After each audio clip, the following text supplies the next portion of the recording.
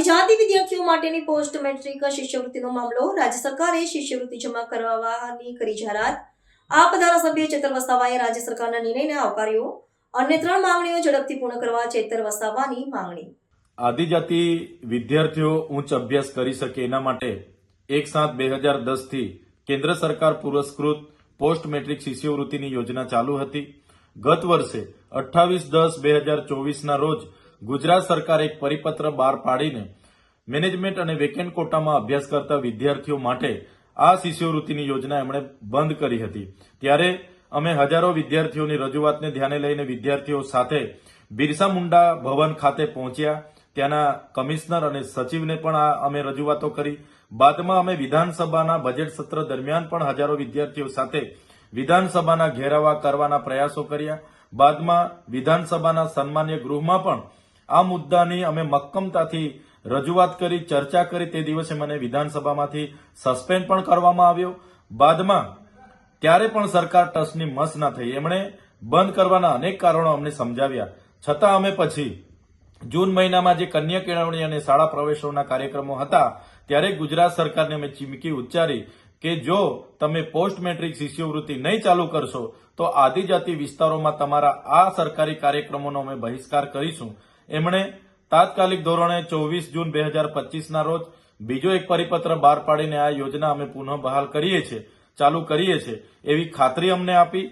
બાદમાં એ ખાતરી બાદ પણ આજ દિન સુધી એ શિષ્યવૃત્તિ જમા નહોતી કરવામાં આવતી। ત્યારે 2024-25 ના વિદ્યાર્થીઓ અમારી પાસે આવ્યા અને એમણે કીધું કે ગત વર્ષની શિષ્યવૃત્તિ પણ અમારે જમા નથી થઈ। ત્યારે અમે ગત 25 નવેમ્બર 2025 ના રોજ અમે બિરસા મુંડા ભવન અને સવિર્ણ સંકુલ 1 મંત્રીશ્રીને મળ્યા અને અમે રજૂઆત કરી કે દિન 15માં જો 2024-25ની શિષ્યવૃત્તિ જમા નહીં થશે તો અમે દિન 15 બાદ અમારે રચનાત્મક કાર્યક્રમો ગાંધીનગરમાં આપવા પડશે। જેને ધ્યાને લઈને ગત રોજ ગુજરાત સરકારના આદિજાતિ મંત્રી શ્રી નરેશભાઈ પટેલ દ્વારા પ્રેસ વાર્તા દ્વારા જણાવવામાં આવ્યું છે કે 24-25ની 460 કરોડ પોસ્ટ મેટ્રિક શિષ્યવૃત્તિ અમે જમા કરીએ છીએ, જે એમના નિર્ણયને અમે સહજતાથી આવકારીએ છીએ।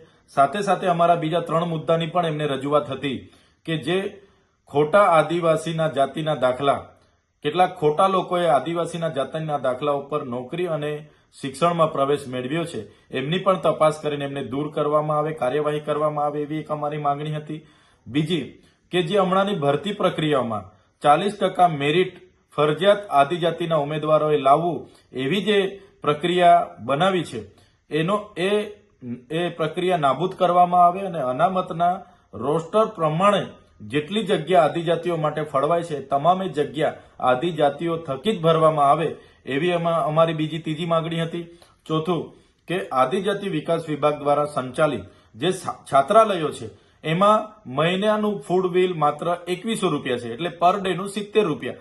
હવે 70 રૂપિયામાં વિદ્યાર્થીઓ રહેવાનું છે, નાવાનું છે, ભણવાનું છે, લાઇટની સુવિધા છે, બધી સુવિધા 70 રૂપિયામાં આવે અને એ 70 રૂપિયામાં એમનો નાસ્તો અને 2 ટાઈમનું જમવાનું આવે। ત્યારે આ મોંઘવાડીમાં સંચાલકોને પોસાતું નથી અને વિદ્યાર્થીઓને યોગ્ય પોષણક્ષમ જમવાનું એ પીરસી નથી શકતા। ત્યારે 2100 રૂપિયાથી ફૂડ બિલ વધારીને 3000 થી વધુ કરવામાં આવે એ પણ અમારી માંગણી હતી। ત્યારે મંત્રીશ્રી સત્વરે આ બીજી પેન્ડિંગ રહેલી 3 માંગણીઓ બાબતે સકારાત્મક વિચારે અને નિર્ણયો લઈ એ પણ અમે અપેક્ષા લઈને બેઠા છે।